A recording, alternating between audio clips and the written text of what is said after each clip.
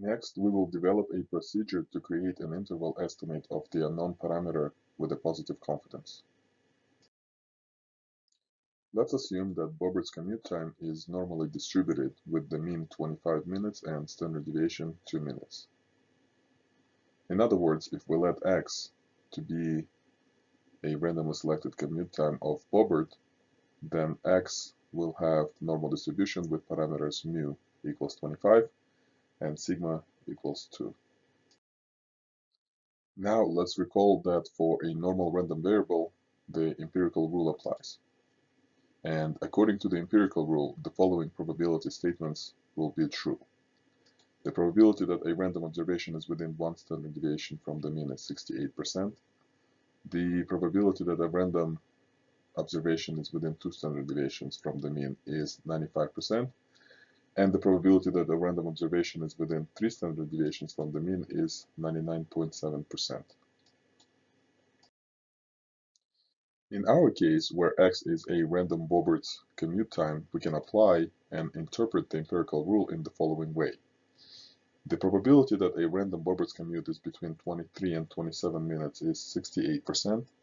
The probability that a random Bobert's commute is between 21 and 29 minutes is 95%. And the probability that a random Bobert's commute is between 19 and 31 minutes is 99.7%.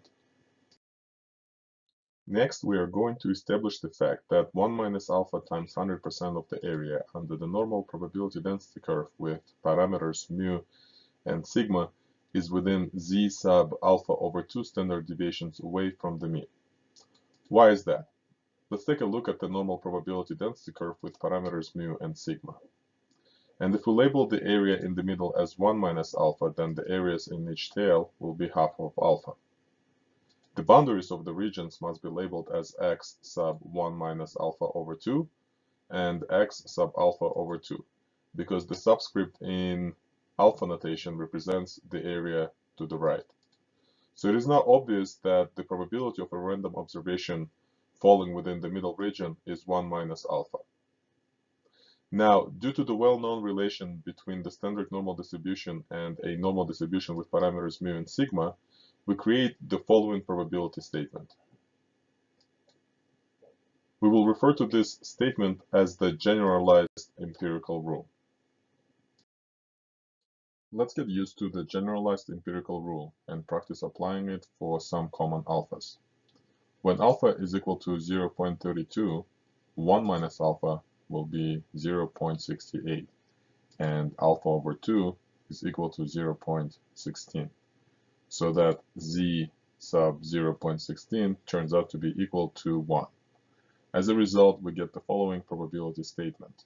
The probability of x falling within 1 sigma from mu is equal to 68%. This statement is equivalent to the first part of the empirical rule. In conclusion, we may also interpret this probability statement as if we are 68% confident that a random observation is within 1 sigma from mu. Let's try again for alpha equals to 0.05. In this case, 1 minus alpha is 0.95, and alpha over 2 is 0.025. So that z sub 0.025 is equal to 1.96, which is approximately 2.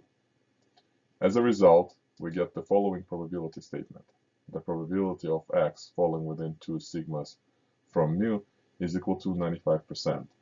This statement is equivalent to the second part of the empirical rule. In conclusion, we may also interpret the probability statement as if we are 95% confident that a random observation is within 2 sigmas from mu. Let's try again, this time with alpha equal to 0.10. In this case, 1 minus alpha will be equal to 0.9, and alpha over 2 will be equal to 0.05, so that z sub 0.05 is equal to 1.65. As a result, we get the following probability statement. The probability of x falling within 1.65 sigmas from mu is equal to 90%. Notice that this statement goes beyond what the empirical rule states. In conclusion, we may also interpret this probability statement as if we are 90% confident that a random observation is within 1.65 sigmas from mu. Note that the generalized empirical rule allows us to make the probability statements and interpret them in a certain way for any choice of alpha. The most common values of alpha are 0.01, 0.05, and 0.10 to produce 99, 95, and 90% confidence levels respectively. This means that if you want to make a statement with a certain level of confidence, then you just simply have to pick the right alpha. For example, can you guess what alpha will give us an 80% confidence level? The correct answer is 0.2.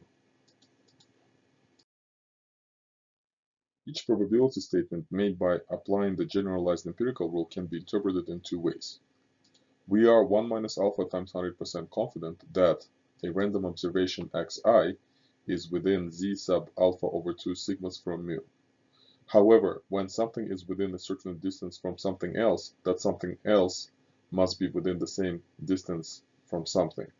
So alternatively, we can say that we are 1 minus alpha times 100% confident that mu is within z sub alpha over 2 sigmas away from a random observation xi.